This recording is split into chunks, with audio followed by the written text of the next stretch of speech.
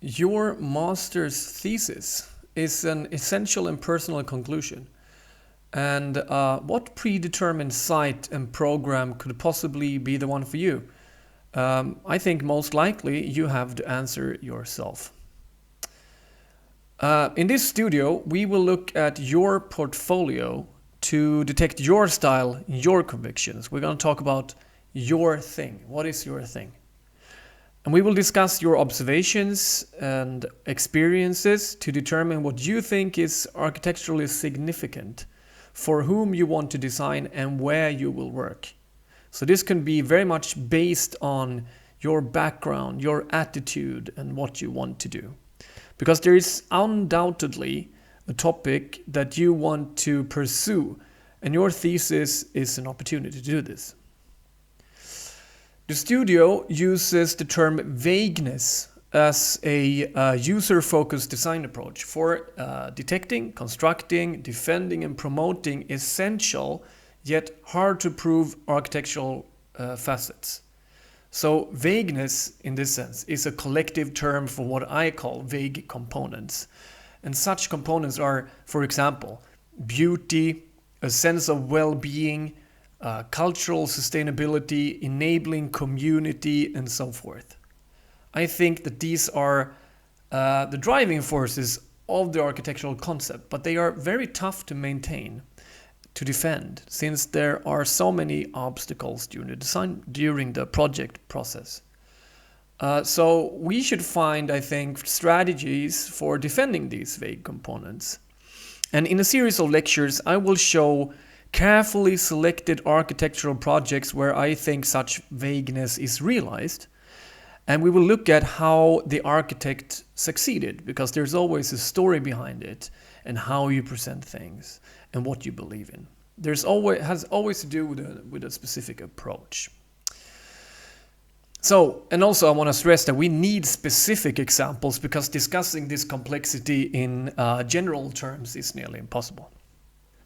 So this idea or attitude of so-called vagueness will initially serve as a guiding framework and a source for discussion until you, during the course, start formulating and visualizing your personal approach.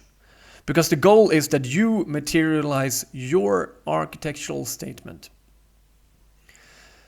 And supported by workshops and lectures on artistic books and rhetoric styles, you will visualize and write about your project in a digital art book throughout the course.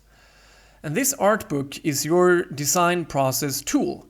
Here you get a first idea in this video, what you see here, of what the art book is about. And on the homepage you will find this video in full length.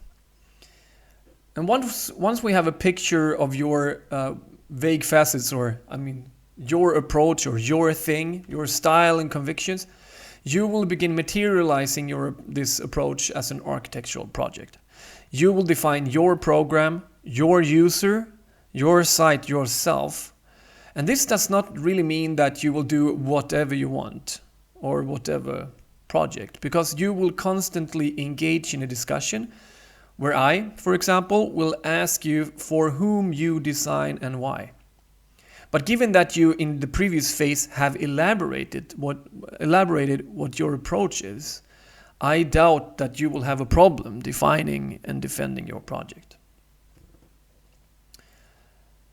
The goal is to engage in a creative discourse, materialize poetic ideas, and enjoy this last concluding year.